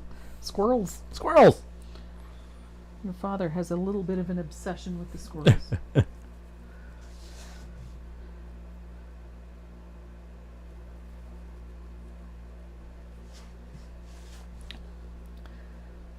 We have a lot of squirrels. Oh, there was a question.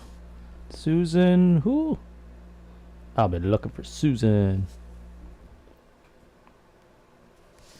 Where is Susan?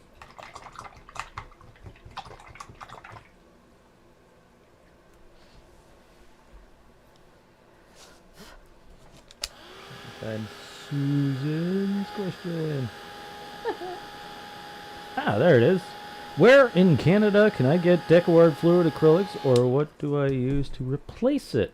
It is for my skulls. Country Bear Woodcrafts. Thank you. countrybearwoodcrafts.com. I'll post the link. Hang on. She's gonna do it right now. I'm going to do it right now.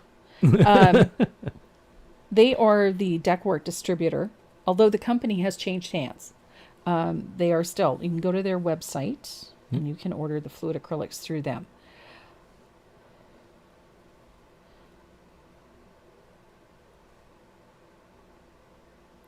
post it on Facebook. I'm going to.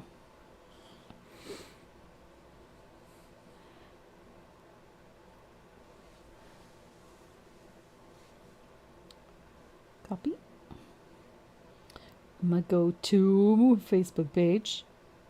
Good gravy, Marie. I'm going to post it in the live group.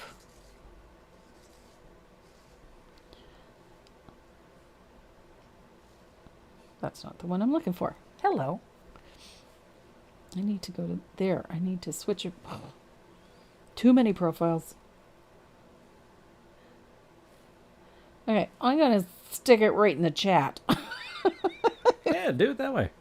I'm going to go right to the chat on Facebook. I'm going to paste. It's going to pop up. Oh, she's on YouTube. So Sorry. that's on Facebook. And I'm going to put it on. Now I go to my YouTube channel. Hello. And I'll do it in there too. Because I can do that.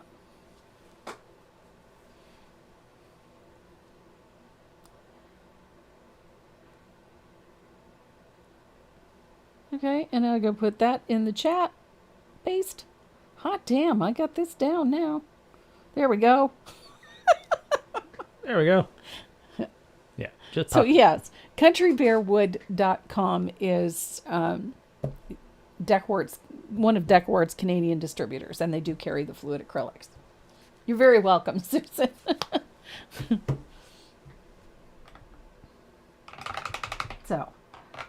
So what we need to do now is highlight these leaves and these stems. I'm using a little bit of Sprout. I love this grain. It has very quickly become a favorite for me. So little highlight at the tips of the leaves. Just like we did with the base of the leaf, it's just a little float.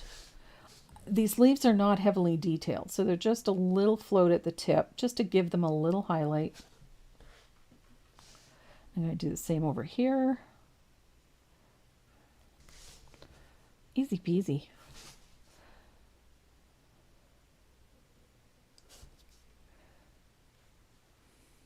I call this the clunky stage, where everything just sort of looks sort of meh, not quite finished.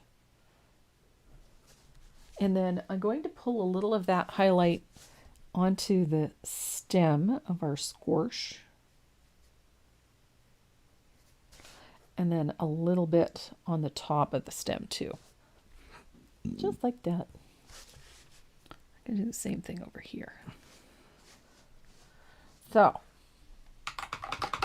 I've got highlights on my leaves, highlights on my stems. I'm going to take a little dot of warm white, and on the upper left of that highlight, I'm going to put a little dot on each berry, like so. Upper left of the highlight. Tiny little dot, doesn't have to be much. And this just gives those berries that shiny, polished look. We could dry brush one in, but I like the look of this. It gives the berries that polished effect. So there's that little dot. And our berries take shape very quickly. So I'm going to dry this so that I'm not fighting against and smearing little red dots, little white dots.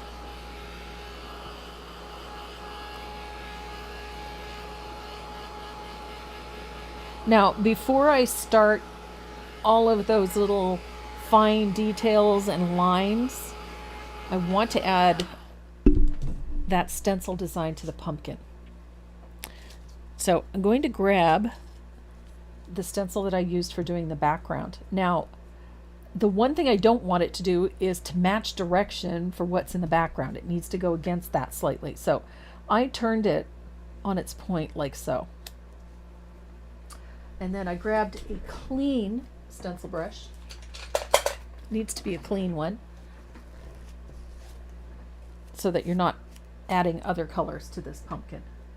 And we're going to pick up a little bit of that 24 karat gold. And just a little. Remember how we used just almost a dry brush for that. We're going to do the same thing to the pumpkin.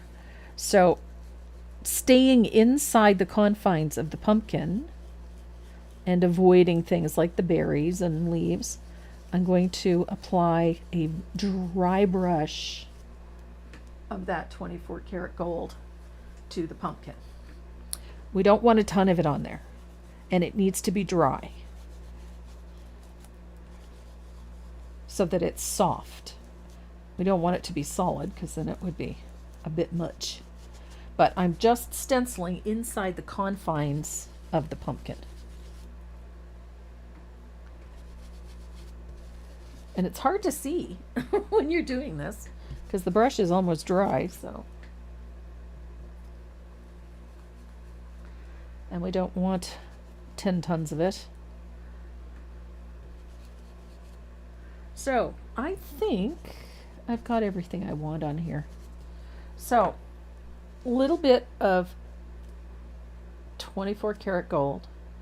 It's just going to be on the pumpkin and it's going to be subtle.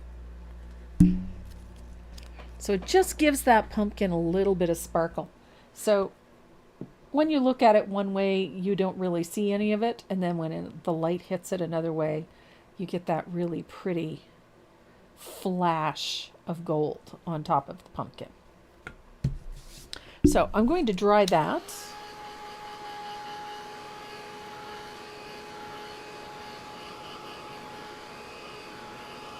It accentuates that pumpkin really nicely. And I'm going to grab my liner. I'll find my favorite one. There it is. Got my 10-aught extra long detail liner and a little bit of that sprout green that we used for the leaves, the highlight on the leaves. But I'm going to add a little bit of warm white to it, just a little. And this is going to be the stems to these leaves. Just to connect them.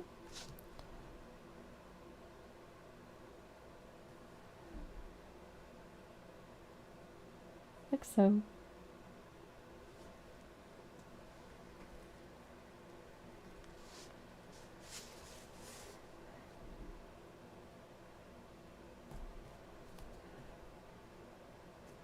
So just a nice 10-aught extra long detail liner or 10-aught script. You just need a good quality liner brush to do this. Just so that all those little connecting lines work. And then we have these curlicues, these swirls. I'm going to do those with a little of that green too.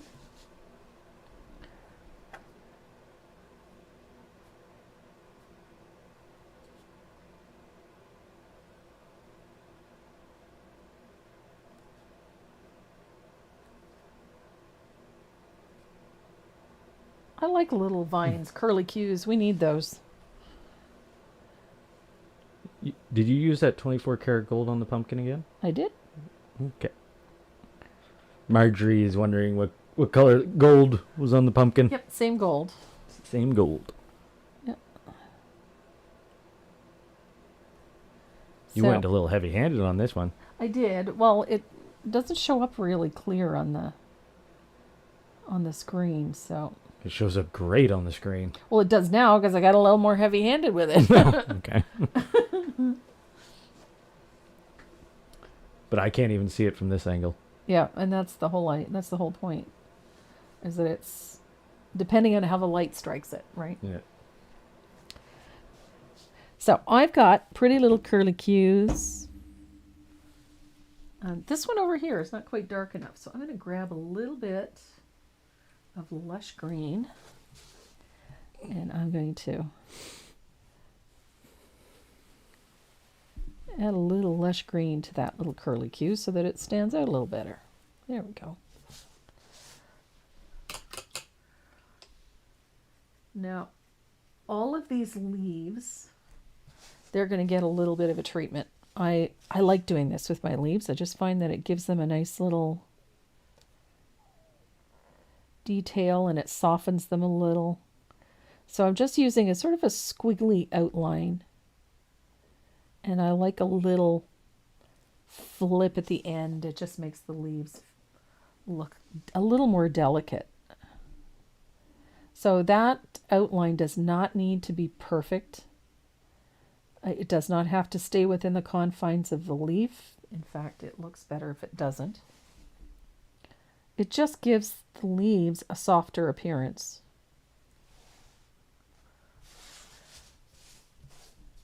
And I really like the more delicate look of these leaves. It just softens the overall.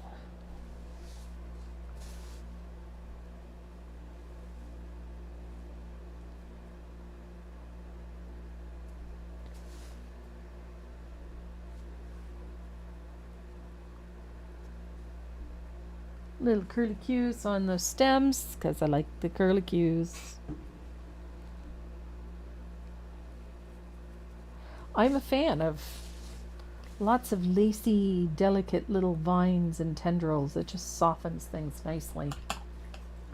So the only thing we have left to do as far as this portion of it is to connect all of our berries, and we're going to do that with a little bit of asphaltum.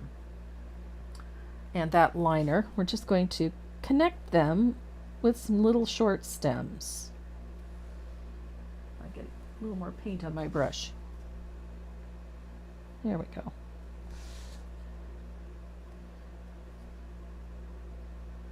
The berries needed connecting, but they don't need to be perfect.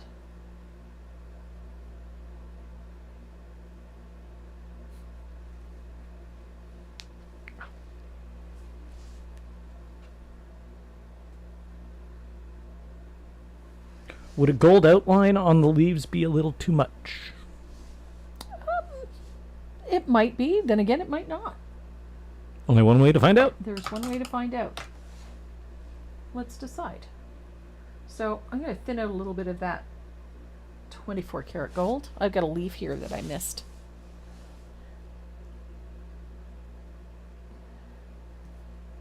And it doesn't really stand out very much. And it doesn't achieve what we wanted that green to. Oh, it stands out with the right angle. But again, it's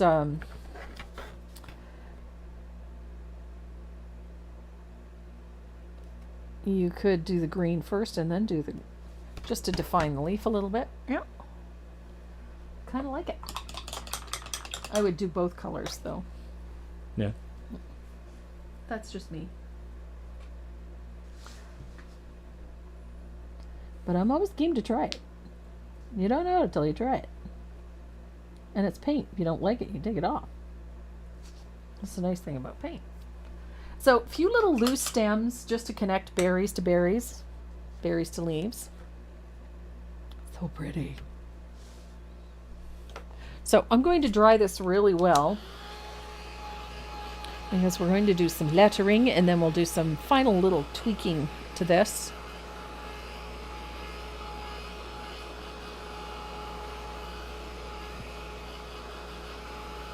And everything's got to be nice and dry before we do that. So I'm going to clear my palette because this is a mess.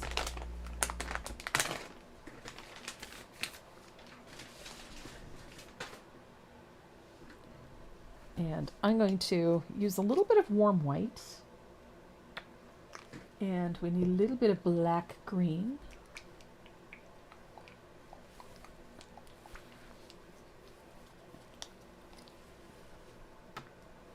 So the black green, I'm going to use my 3/8 angle, which is that small angle. And I'm going to pick up some black green. I'm going to get that ready to float.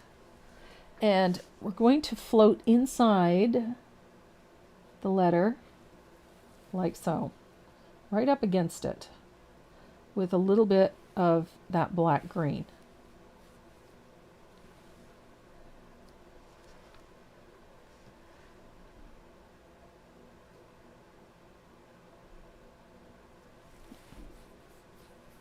Inside and on the background. I'll use that black green to add a shadow on the right side of each letter and in each segment, like so. These do not have to be perfect floats, but we do need them to be roughly the same value. So if you start out really dark, then they should all be in that same ballpark. So if you have to go back and deepen one, then go ahead and deepen it. Not a big deal. And I like to do this before I paint the lettering, simply because if you happen to get it on top of the letter, it's okay. You're just going to paint over top of it. So it's just one of those things. It helps you make nice, clean lettering.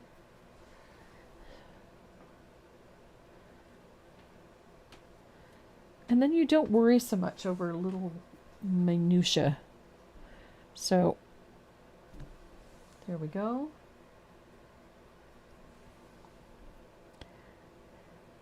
So that nice little shadow is going to elevate the lettering so that when we put that lettering in, it's going to lift off that surface a little bit. So I've got a nice little shadow going there.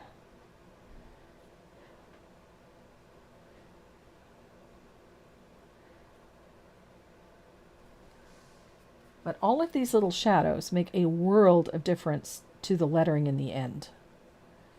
Everything's going to stand up really nicely. So I think I've got, oh, I need one more right there. There. Just deepening and tweaking a few little things just to make sure everything is the way it should be.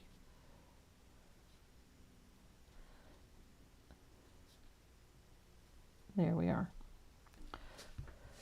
So you can already see the lettering has lifted off of that surface. So essentially what you're doing is just putting in a cast shadow as opposed to a drop shadow. So you've got a nice little cast shadow. So it looks like this lettering is hovering slightly off the surface. So I'm going to use warm white. I'm using a number 2 rigger. You can use a 0 or a 2. Either one will work fine for this lettering.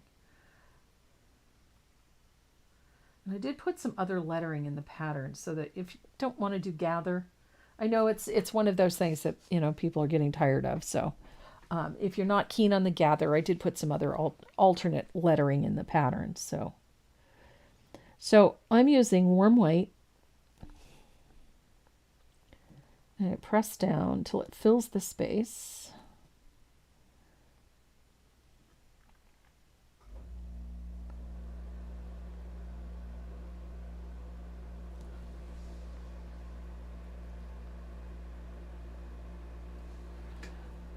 Oops, a little too much paint.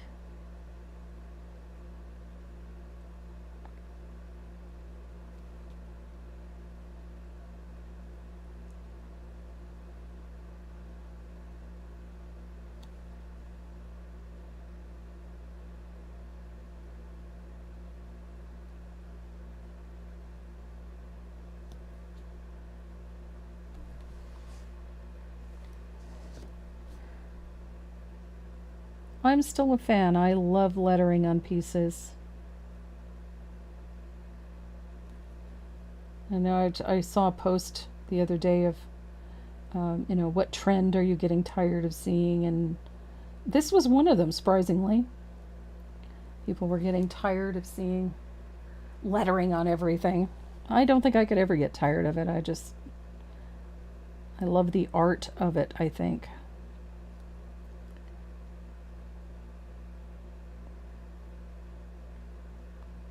Lettering is elegant.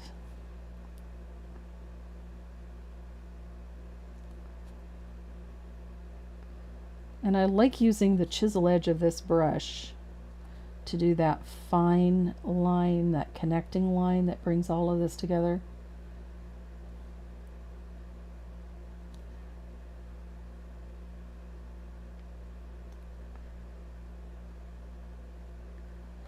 And this lettering always looks a little bit rough until you get all of the details done. So when all of those fine lines are done and all of the graphite is erased, that's when the lettering really looks great.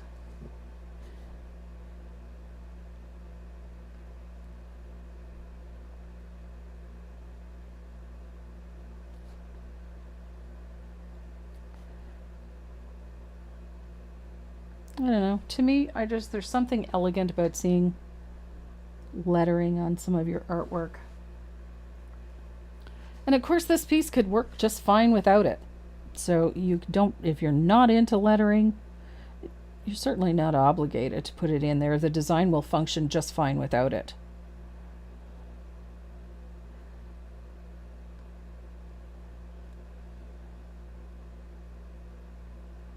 You'll have a little bit of negative space to contend with, but you could fill that with something else.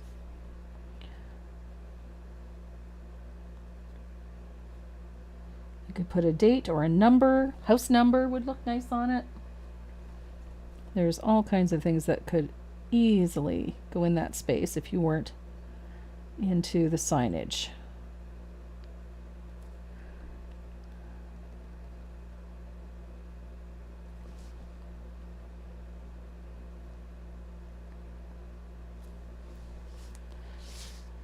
So there you are.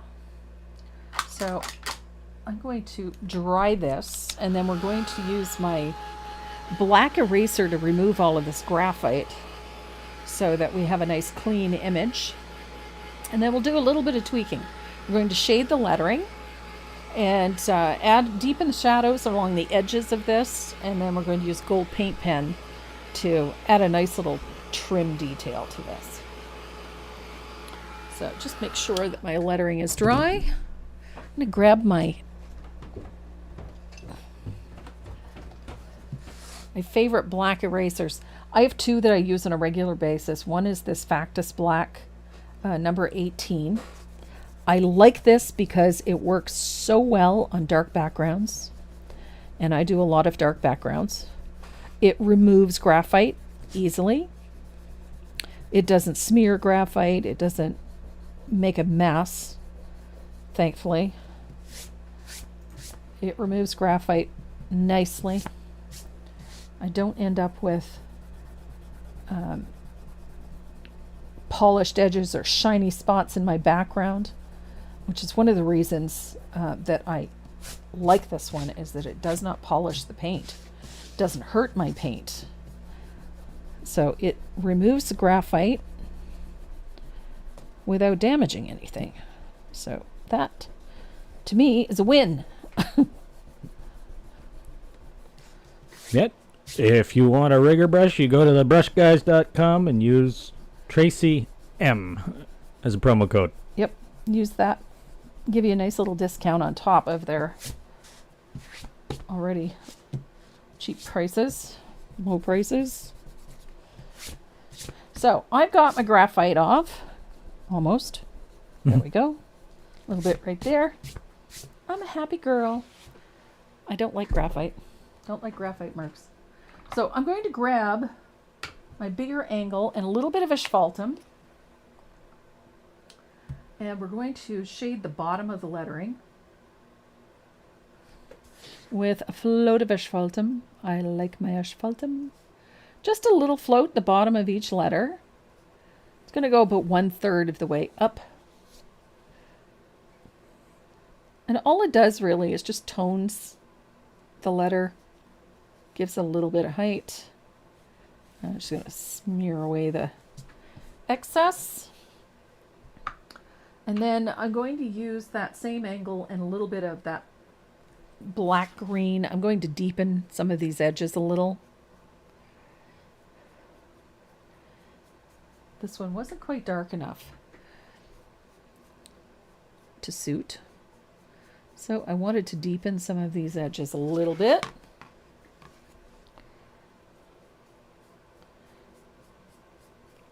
What was the rigger you were using? Number 2. Number 2. Yep. Dose. Due. Whoa. There we go. So I've got my shading in place, got my lettering done. I'm going to dry this really well, and then I'm going to use my fugly brush. My fugly brush. Aha. This one is really fugly.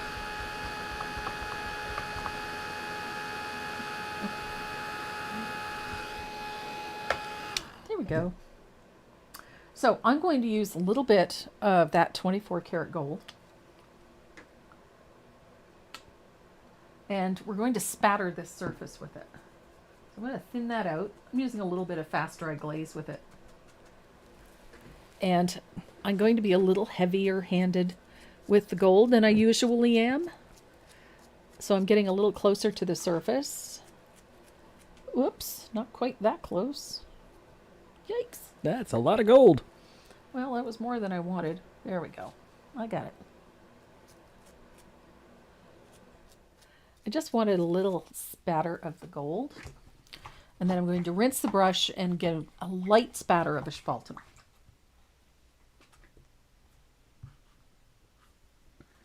So, a little bit of asphaltum. Sandy McTeer carries the... Yes, Sandy carries the riggers too. Yeah. Yeah. So, little bit of asphaltum. And I'm going to dry this. It'll take a second to dry this one. I should get all the paint off my fingers before I touch anything. And I'm going to use a gold paint pen to put a nice little gold border on the edge of this.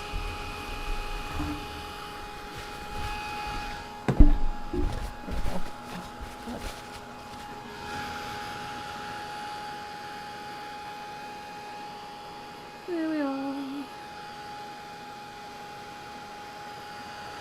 Whenever I try to do that heavy, Sandy does it, spatters using a brush handle or a pencil, and she taps her brush on it. If I do that, I end up looking like, a crime scene.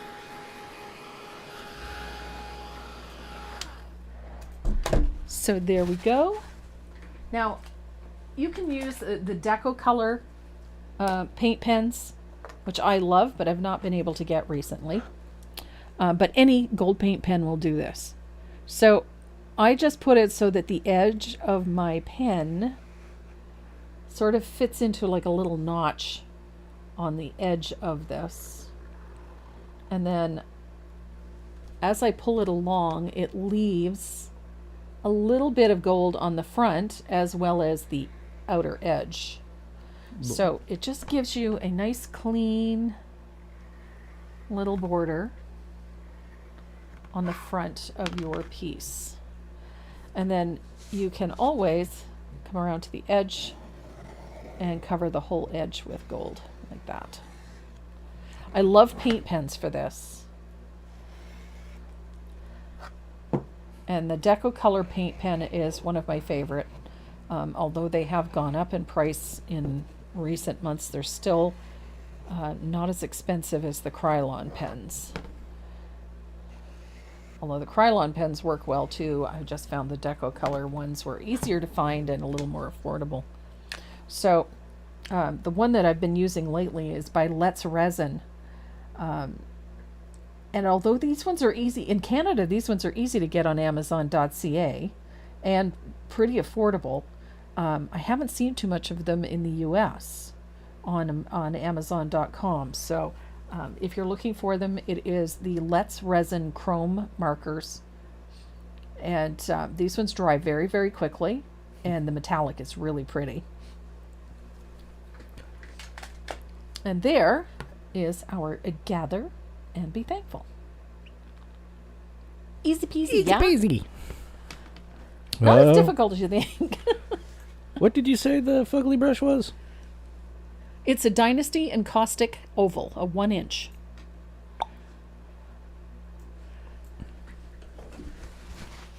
Gotta move this. And next week we're going to be painting little farm critters. I'm really excited about them. Where's this Halloween stuff?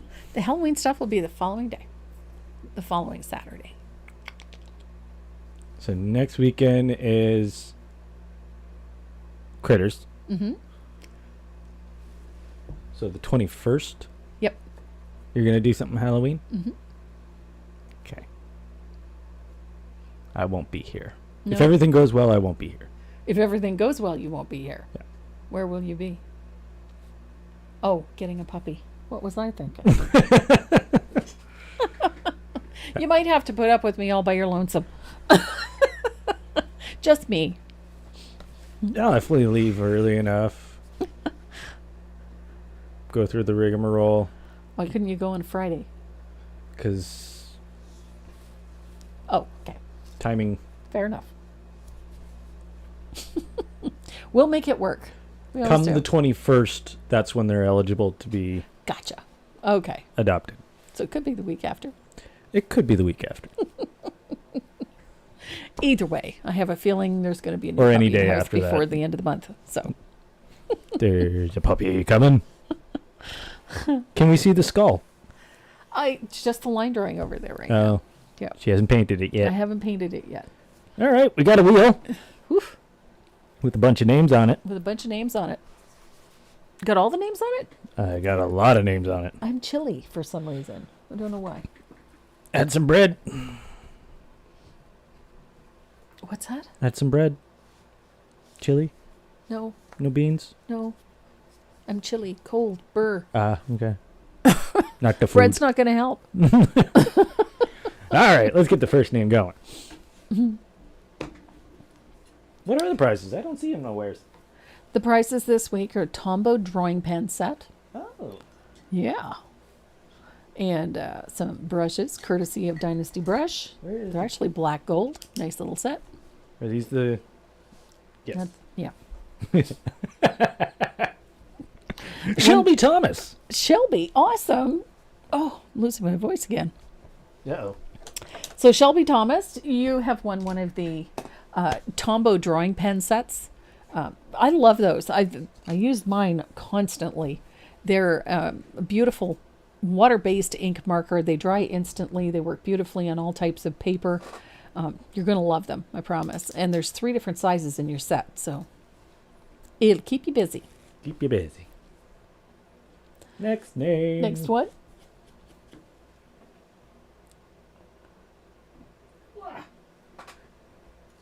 Miss Kathy Barnett. Goodness. I haven't seen that name on there in a while.